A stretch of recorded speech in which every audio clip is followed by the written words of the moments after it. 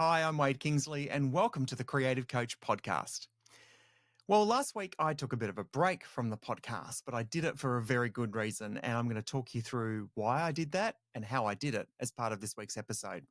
If you're joining us for the first time, welcome. Thanks for coming along. This is our coaching space. It's a chance for me to talk about all things creativity, how you can unlock your creative potential, a chance for you to listen and hopefully learn something and put in place some of those practices straight away. I aim to be really practical. I want to give you inspo to go, things that you can use in all matter and aspects of creativity, and you can put them in place. So each week, short episodes like this. And if you haven't listened to any of the previous ones, we've got some great stuff in there. We've talked about Taylor Swift a fair bit, fair to say, but we've also talked about lots of other creators and lots of other reference points. So go back and have a listen to some of those other episodes whenever you can. Okay, so last week I took a bit of a break from this weekly podcast because I had something way more important to do. And that was launch an initiative I call the Creative Cause. Now, in me as a person, and maybe we don't know each other that well yet, but I'll certainly let you know now, I like to be on the side of social justice. There's something I think really important, but perhaps it's the stage and age of my life I'm at, perhaps it's having kids, perhaps it's just wanting to be a good citizen of the world, where I think social justice causes are really important. And I think what we really need to do in the creative side is give them all our best ideas, give them ways that they can bring awareness to the cause, help people engage and consider supporting, bring people along to volunteer or donate money or whatever the cause needs to get going. Last year, I was a very proud supporter of the Yes case in the referendum. We had it here in Australia regarding Indigenous recognition in the Constitution. Sadly, that didn't get up. But we don't give up the fight. We keep the cause going. And the cause about Indigenous recognition in Australia is really important to me. And hopefully it's important to you and other people you know as well. But last week I launched the Creative Cause. Now the Creative Cause came about because I was really shocked and stunned, to be honest, by a particular incident that happened in Australia. And we don't need to go about the details of that incident on the podcast today. But if you're across the news in Australia, you'll be aware over the last couple of weeks there was a particular incident, a violent incident in a shopping centre in Sydney.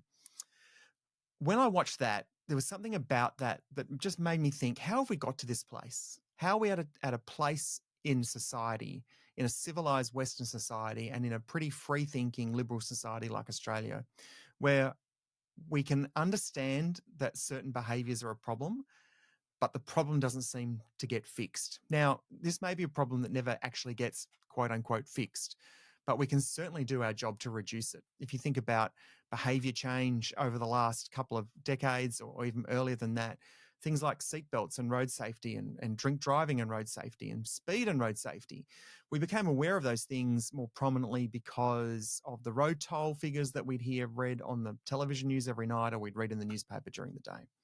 So when it comes to what we call gender-based violence towards women, Australia has a pretty shocking problem with this, and it's actually getting worse. More men are abusing, controlling, and killing women in Australia at a higher average rate than has been in the past. Yet, this is despite what you'd call the anecdotal evidence, is that perhaps we're bringing up generations of men who are more aware of these issues, and perhaps we're bringing up our sons to be more respectful towards women. You'd certainly think that's the case, but the numbers tell a pretty sad story. So rather than me delve on the issue, I'll let you find out more about that issue on your own. You can go to thecreativecause.com to find out about that. I want to use this as an opportunity to talk about the creative project that I undertook, the exercise to get that live. So the first thing that I did when I heard that news story was thought, what can I do? And this is always a good starting point for creative thinking. Now, in a non-social justice world, let's say in a commercial world or where you're trying to sell a product or deliver a service to a client, it's still the same kind of setup. It's what problem can I solve? That's what you're really looking for is there a problem that I can solve? And by solving it, in the case of a commercial outcome, I make money for it. In the case of a social justice outcome, it's trying to help bring awareness to that cause and try and help reduce, in the case that I've chosen, reduce the numbers of gender-based violence towards women in Australia. So when I start thinking about what I can do, the very first thing I thought of, is I can think of ideas. I have a brain like you do. We all have this in common, is that we all have the ability to think. So why couldn't I just spend a certain amount of time every day thinking about it? So that was my first point. Then I thought, well, I need something that's really going to resonate with other people because I don't want to do all this thinking on my own, not because I can't, but because I know it'll be more powerful if I bring along other collaborators.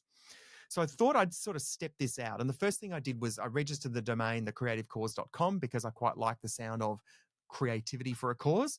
Creative for a cause was already taken, so I went with the creative cause. And what I then decided to do was, if I just build a really simple website, what would I say on it?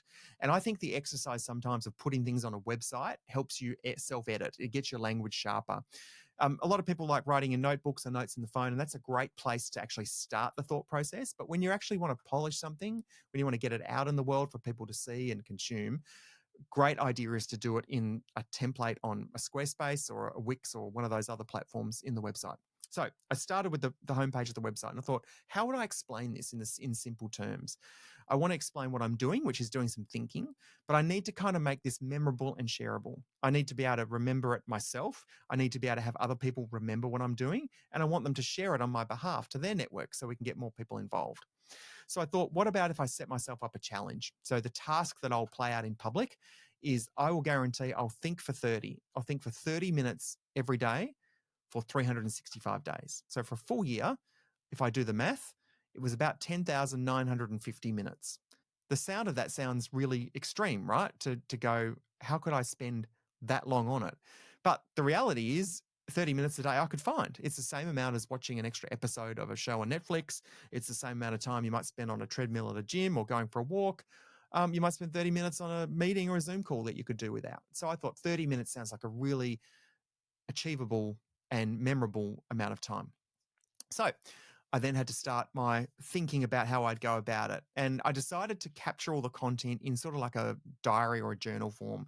So each day I post what my thinking is for 30 minutes. I don't necessarily produce an idea every 30 minutes, but it's 30 minutes of thinking about the issue. And thinking sometimes involves reading about it, talking to other people about it, doing different things to try and get yourself to that point. So 30 minutes a day, I put a blog post on thecreativecause.com. I then shared that blog post around. I took a photo of myself doing the thinking. That was really important to me, to chronicle the thinking, because I want to encourage people to think. Not that it's too hard to find the answers, but we can all try.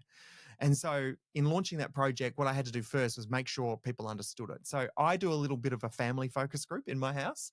I've got 2 teenagers, and if you can get teenagers to think something's good, then you're on a winner. And my wife, Suze. And basically what I did was said, okay, this is what I'm thinking of doing.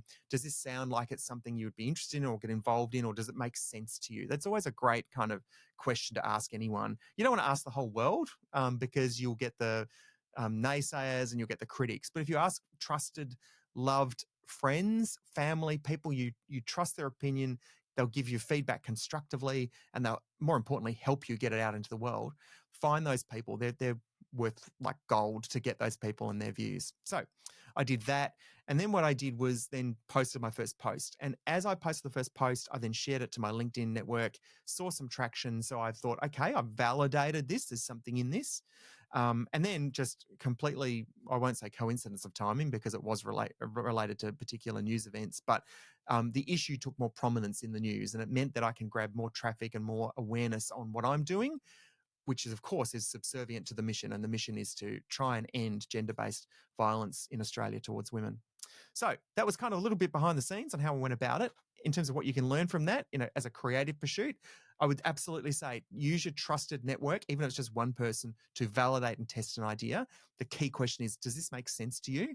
They don't have to like it, because that's sometimes the dilemma. You're not trying to do it just to please one person or a lot of people. You're doing it for a reason, because you want to help solve a problem.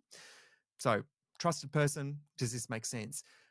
Make it in public if you can. If it's something that from a copyright or legal perspective you have to kind of keep behind closed doors, understandable. But wherever can, make it in public, because you'll get some affirmation and support pretty early, and you'll be able to gauge the weight of that. Sometimes I've tried things that haven't gone on, and I've gone, okay, well, didn't really get support for that, so I'll leave that and move on to the next thing.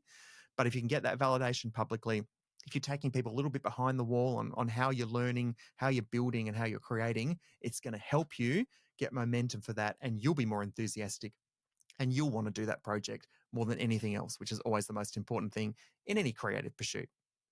So that's it for today. I hope you learned a little bit about that. And as I said, you can go to thecreativecause.com if you want to have a look at what I'm up to over there.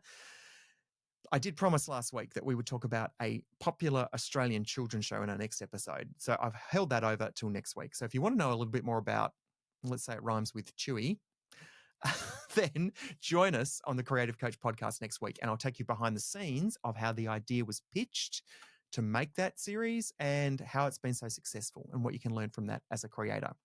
Until next time, thanks for joining me. And as I always say, and you can say it out loud, I am creative because you are.